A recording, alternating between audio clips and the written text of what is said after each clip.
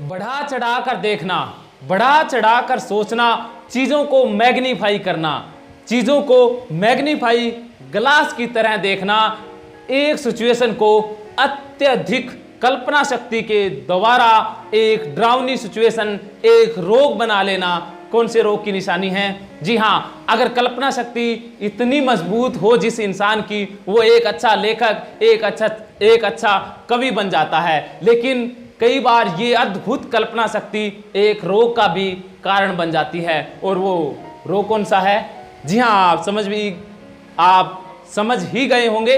Hello नमस्कार, मैं mister psycho गुरु राजेंद्र जोधपुरिया आज के इस साइको एजुकेशनल वीडियो में आपका तहे दिल से स्वागत करता हूं।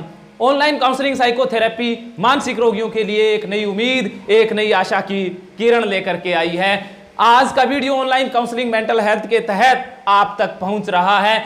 ऑनलाइन काउंसलिंग के माध्यम से मानसिक रोगों का इलाज आसान और सस्ता होता जा रहा है। चीजों को बढ़ा चढ़ा कर देखना।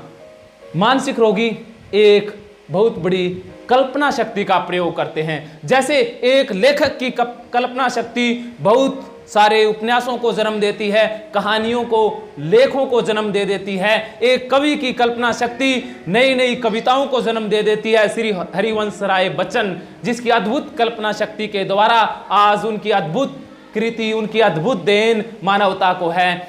कितने भी शायर हुए हैं, कितने भी गीतकार, संगीतकार जितने भी हुए हैं, उनकी कल्पना शक्ति ने ही तो उन्हें चरम सीमा पर पहुंचाया है, शिखर पर पहुंचाया है। कई बार इस कल्पना शक्ति का प्रयोग रोगी भी करते हैं, मानसिक रोगी भी करते हैं। एक ओसीडी का रोगी वो कल्पना शक्ति के द्वारा रोगी बन जाता है। फॉर एग्जाम्पल, एक पेशेंट जो ये सोचता है कि वो लेटरिन से जैसे ही बाहर आता है तो उसके पैर पर छींटा पड़ चुका है, उसके पैर पर कुछ लग चुका है, तो वो धोएगा। नॉर्मल इंसान के मन में ऐसा हो सकता है, वो धो लेता है। लेकिन वो क्या करेगा? वो अद्भुत कल्पना शक्ति का प्रयोग करेगा कि छींटा यहां पड़ा था, छींटा यहां पड़ा, यहां से धो लेगा। उसके बाद वो सोचेगा कि पानी जो लगा था वो हाथ को भी लग गया, हाथ को भी धोना पड़ेगा। हाथ के बाद कोहनी को भी पानी के छींटे लगे, कोहनी को धोएंगे। जहां जहां तक पानी के छींटे जाने की संभावना हो सकती है, उस चीज को वो धो डालते हैं। यहां तक सोच लेते हैं जैसे छिपकली है, छिपकली जहर होता है, छिपकली जहां जहां चलेगी उस जगह को भी वो मैग्नीफाई करके देखते हैं कि यहां से गुजरी है, यहां कुछ हो सकता है, उसे साफ कर देते हैं। चिड़िया उड़ रही है, चिड़िया उड़ना स्वाभाविक है।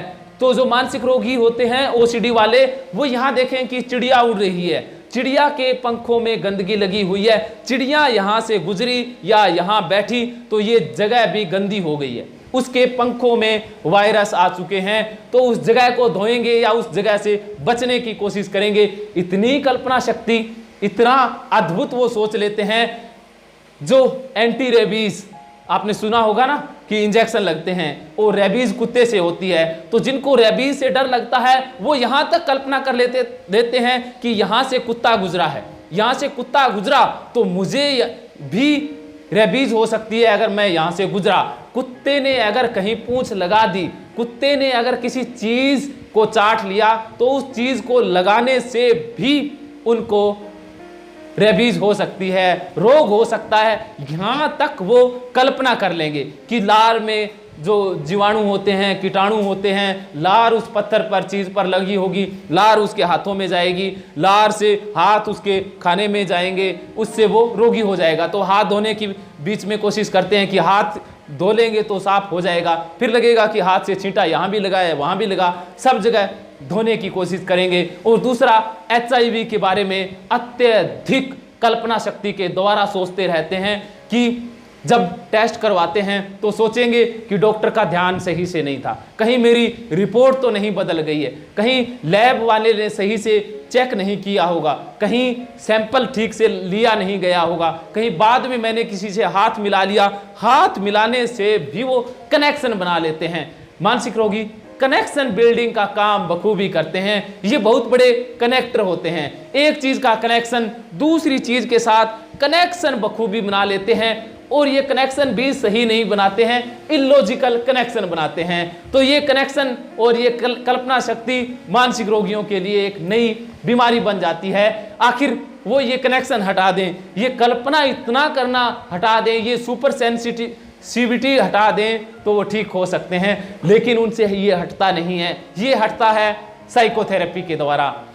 आप साइकोथेरेपी के विषय में जानते हैं, ओसीडी के लिए बेहतरीन therapy CBT, CDT, micro exposure therapy, ERP therapy, RFBT therapy, the power of now और श्रीमद् भागवत गीता, ये थेरेपीज मिलकर ओसीडी का आज इलाज करती है, मानसिक रोगों का इलाज करती है। चूक ना जाना, ऑनलाइन मुझे ओसीडी के विषय में बताना। आज सबसे ज्यादा जो पेशेंट आते हैं वो ओसीडी के हैं। आज ओसीडी ट्रेनर हूं मैं, आज ओसीडी के सबसे ज्यादा क्लाइंट आ रहे हैं, सबसे ज्यादा ओसीडी से रिलेटेड लोग हैं। किस कारण से हैं, इसके पीछे बहुत बड़ा डर रहता है, उसको हम किसी नेक्स्ट वीडियो में करेंगे। आज एक ही चीज के बारे में जाना कि ओसीडी जिनको है वो कितनी अद्भुत कल्पना कर सकते हैं, कितनी अद्भुत कल्पना शक्ति उनकी होती है। आप कभी उनसे मिलेंगे, बात करेंगे तो हैरान हो जाएंगे, हैरान हो जाएंगे।